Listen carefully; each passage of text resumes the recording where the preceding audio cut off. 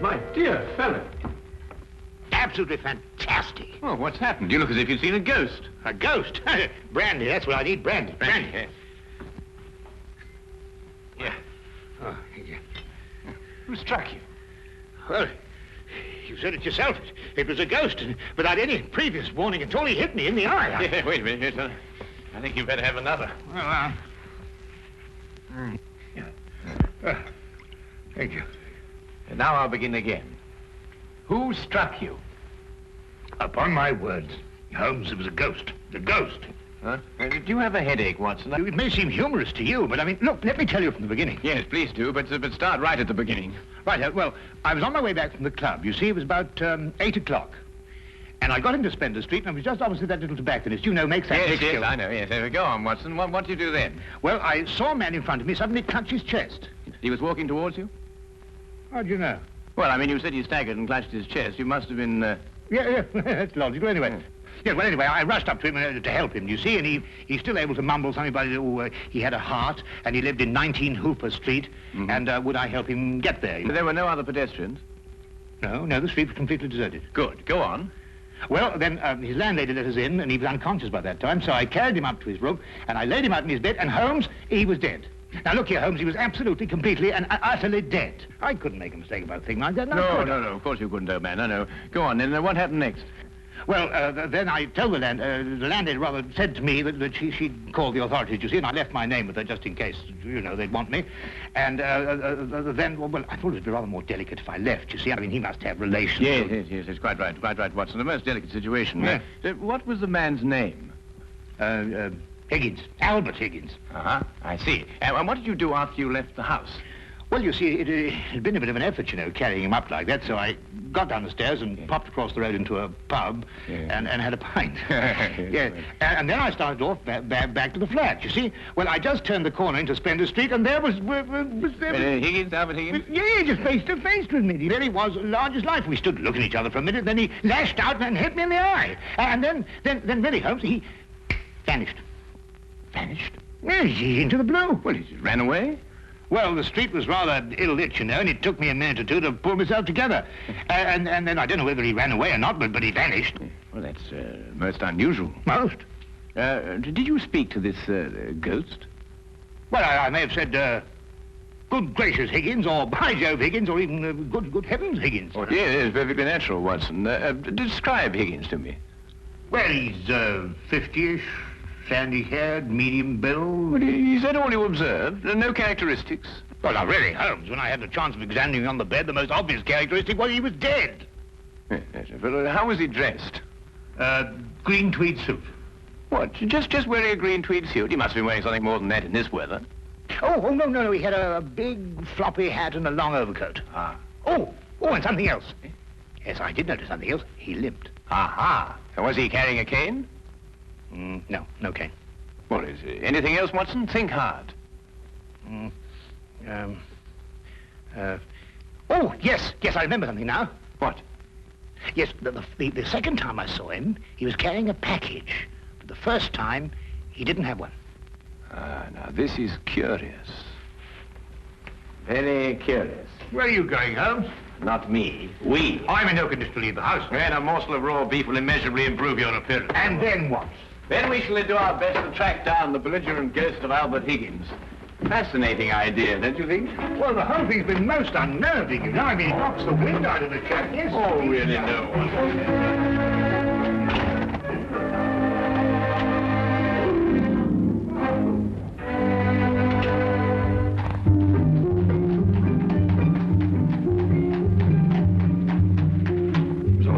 Flamboyant character by the wide, rakish brim. I see he was an artist, too. He hasn't painted very much recently. Notice the specks of paint underneath the brim here. And not house paint, but canvas oils. Here, what's this? How are you, Jensen? What are you doing in poor Albert's room? Oh, good evening, Mrs. Blake. You remember me, Dr. Watson? You're the bloke who brought poor Albert in. Yes. Who's your gentleman friend? This is Mr. Sherlock Holmes. Mrs. Maggie Blake, the landlady. Pleased to meet you, I'm sure, Mr. Holmes. Oh, poor old Albert. He was proper fond of life, Albert was. He wouldn't have popped off if he'd had his way. Oh, few of us would, madam. I was around to the local having me good-night pint. And grieving for poor old Albert. He would have wanted a proper send-off, with a pint of mild and bitter, Albert would. No doubt he would, madam. The body, I see, has been removed by the authorities. Oh, poor old Albert on a slab. Oh. Oh, dear, dear. Have you notified his next of kin, Mrs. Blake? No, he had none. He was all alone. Oh, I see. Where was Mr. Higgins employed, madam? At the Pembroke Museum, right around the corner in Spender Street. It's a picture museum. Albert was a day watchman.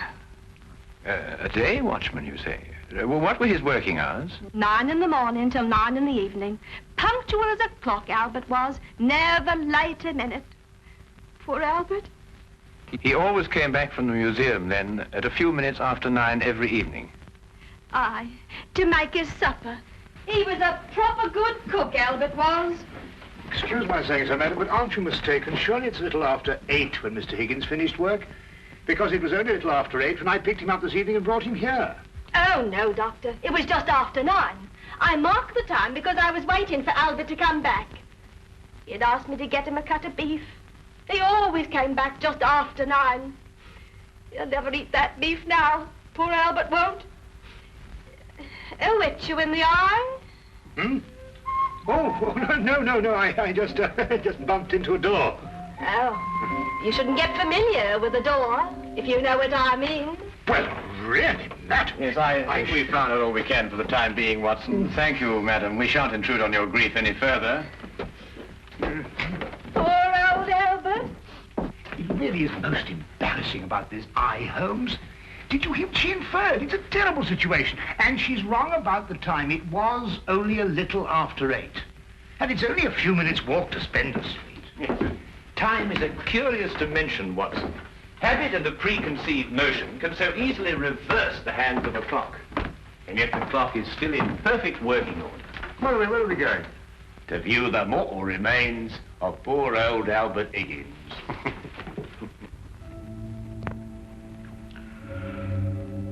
Well, there he is, Mr. Holmes. Nice and peaceful, like, eh? Poor chap. See anything, Holmes? Nothing that I haven't already deduced, except that I drew an erroneous conclusion from his hat. He has painted recently, but indoors with his hat off. There are still traces of paint, quite fresh under his fingernails. What does that mean? I haven't the faintest idea. Well, you gents aren't the only ones interested in this dearly departed. Inspector Lestrade of Scotland Yard's looked him over, too. Oh, indeed. Oh, he's still here if you'd like to talk to him. Well, that should be very informative for one or the other, or both of us. I can't understand it, Holmes. I'm absolutely sure this is the man who punched me. I'm positive. But also the one who had the heart attack? Yes, I'm sure of it. One and the same. Well, he's punched his last punch. Where he probably is, they're punching him. Full of holes with pitchforks. Yes, well, I think we've seen and heard enough. Would you like to take us to Inspector Lestrade now, please?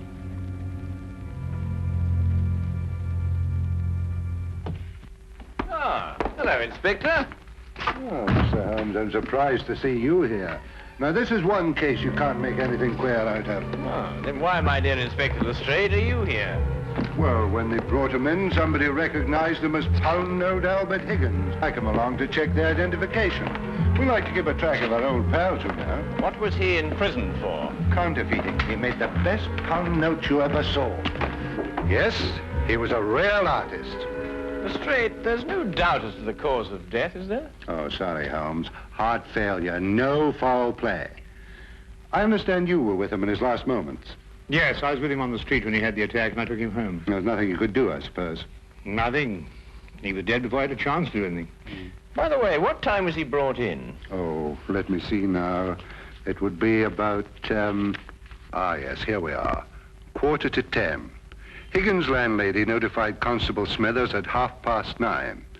Smithers had them remove the body in a matter of minutes. Inspector, are you sure it was 9:30 and not 8:30? No, 9:30. It's right here in Smithers' report. Why?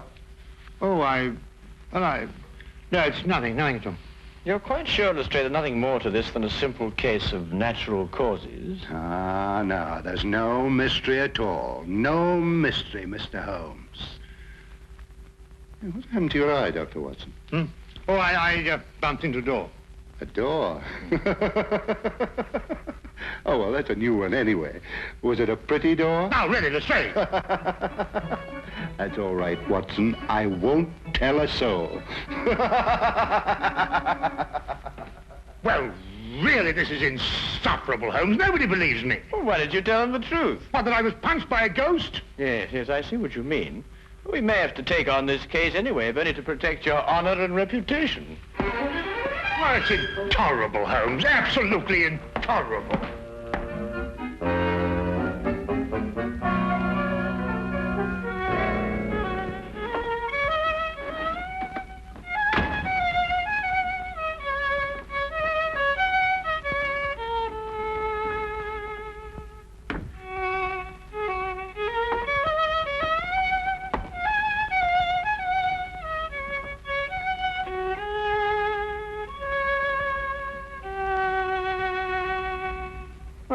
Evening, Watson. Anything wrong? No, nothing. Of course not, everything. Oh, you're sure you're not brooding over last night's affair, are you? Of course I'm not. Don't be so ridiculous. Oh, come on, out with it, man. Well, No, there's nothing to come out with. I don't know what you're talking about. Oh, come on, Watson, there's something on your mind. Well, Gosh, you'd never believe it. Nobody'd believe it. Well? Well, I met Albert Higgins in Spender Street again, tonight. And he punched you again? He pulled my nose! Really? It's very interesting, Watson.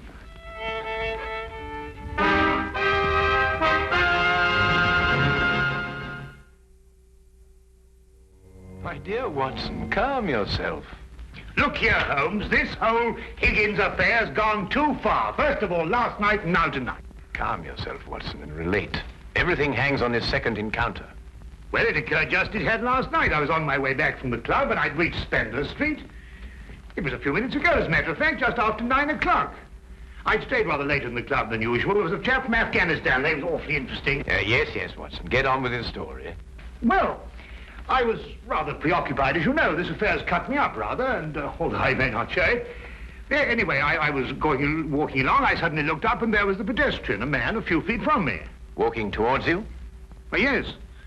Of course, I didn't recognize him straight away for, you-know-who.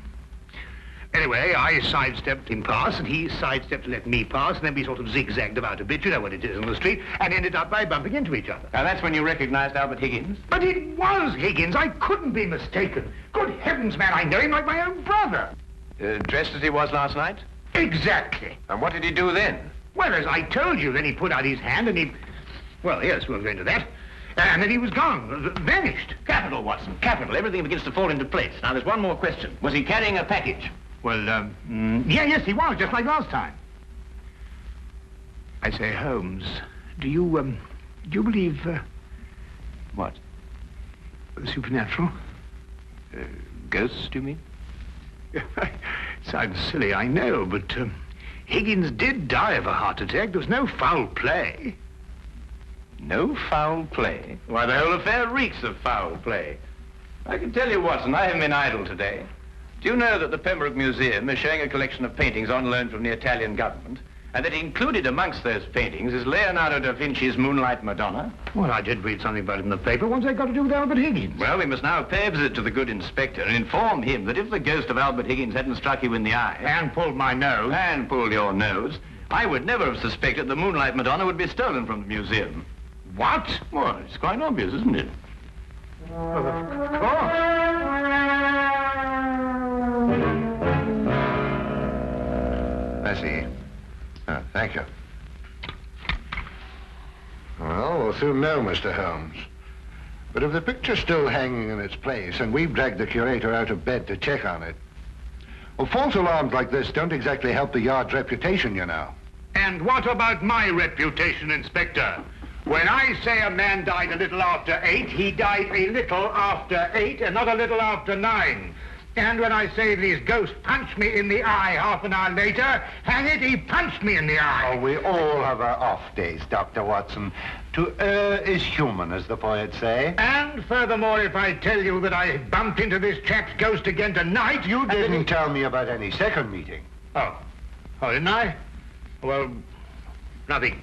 An hallucination, that's what you had, Dr. Watson. Yes, it's, psychological.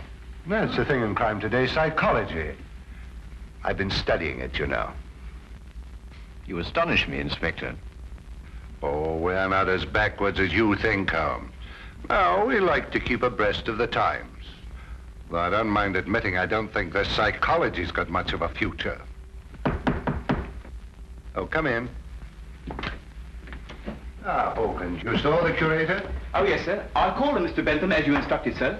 He was quite excited when I told him this picture called the Moonlight Madonna had been stolen. And so we rushed around the corner to the museum. And? Well, sir, the picture was there, hanging in its proper place. Good night, sir.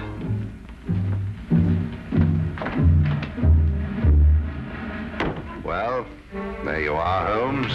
As I said to Dr. Watson, to err is human. Can I give you gentlemen a lift anywhere? Thank you, Inspector. Oh, I think it might be a good idea if we called at the Pembroke Museum on our way. But you heard what Hawkins said. The picture was hanging in its proper place. My dear Lestrade, Hawkins' statement merely proves that what he and the curator saw was not the Moonlight Madonna at all. Merely an excellent forgery.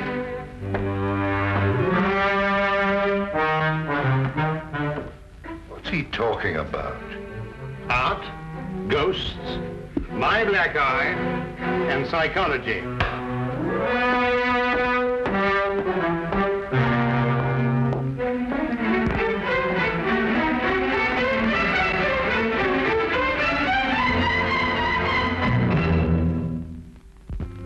Remarkable.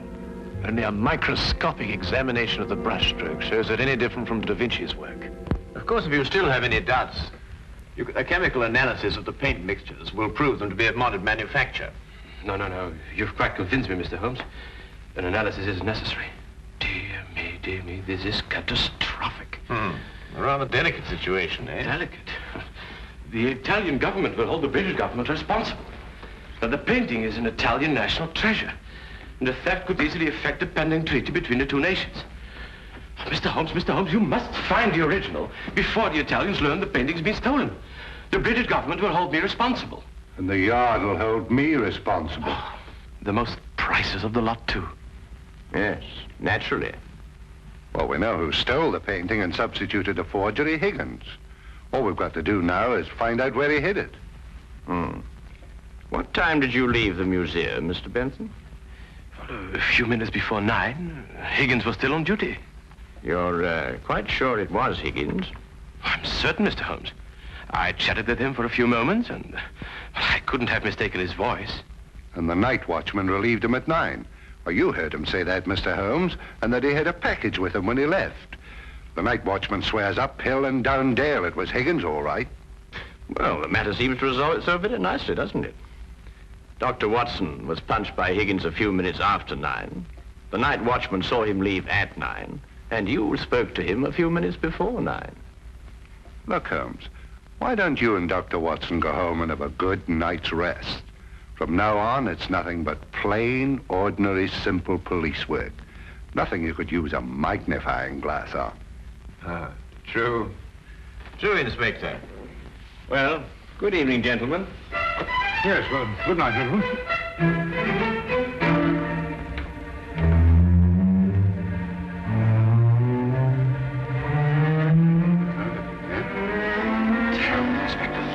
Terrible, Inspector. Terrible. What do we do now? Interesting affair, eh, Watson? Look, I don't care what anybody says. It was after 8 when Higgins punched me. Well, has it occurred to you that if Higgins didn't punch you, who had the heart attack? Well, now, look here, Holmes, Oh, confound it, for all I know, it was Higgins who punched me and his ghost had the heart attack. Come on, Watson.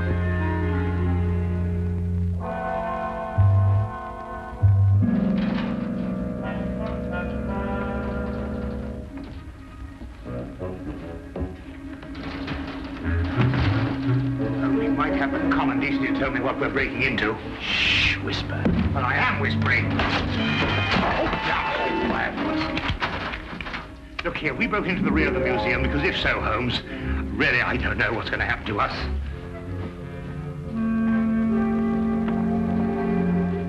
Here, hold this. What? Oh.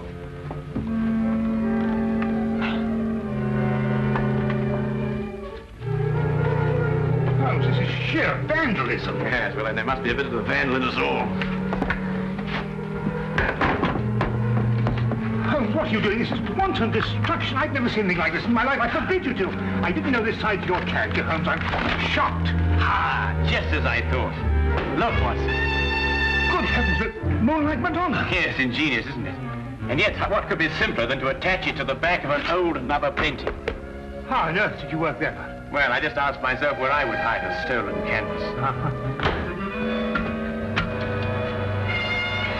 Holmes, have you gone mad? No. We just await events. I don't think we should have to wait very long.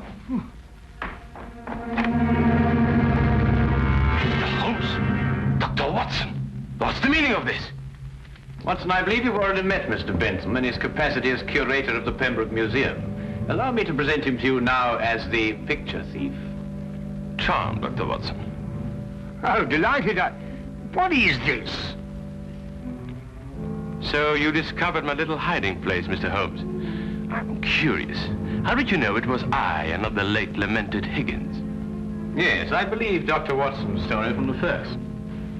If Higgins died at a little after 8, it must have been someone else who struck him a little after 9. But it was Higgins who punched me home. Don't know, Watson. It was a limp, a wide, floppy hat, and an exceedingly long overcoat that punched you, seen in a dimly lit street. A psychological misidentification, as the good inspector would call it. The night watchman was also a victim of the same illusion. And what about the landlady? How much did you have to pay her to set back the time of death by an hour, Mr. Bentham? Oh, not much, Mr. Holmes. How did you know it was me? Dr. Watson and the night watchman both identified the 9 o'clock Higgins visually at a distance. Only you pretended to have spoken to him. This meant that either you were lying or Dr. Watson was punched in the eye by a ghost. I believe the simple explanation. You almost make me feel transparent, Mr. Holmes. To anyone who viewed the facts objectively, you were. It's a pity that one crime has to lead to another. Yes, and I think it's a great pity, Holmes, that you broke that vase. Oh, yes. But it's only an imitation. Nonsense, you can't tell me that that sort of work like this is an imitation. Perhaps the pieces can be... Well done, Watson, well done. You know, Holmes, you don't have to invite him here to catch us. You put us in rather an awkward position. Oh, my dear fellow, I have sublime confidence in your ability to extricate us from any predicament in which my rashness may place us. Might I suggest that you now fetch the good inspector? Yeah, here you are. Yeah. Excuse me. I say, Holmes, Bentham punched me in the eye. Who was it tweaked my nose? Well, my dear old chap, it was absolutely imperative that I make certain that the limp, the hat, and the coat were really capable of fooling you. You? Yes, I regret to say I not only tweaked your nose, but I also pulled your leg. Oh, what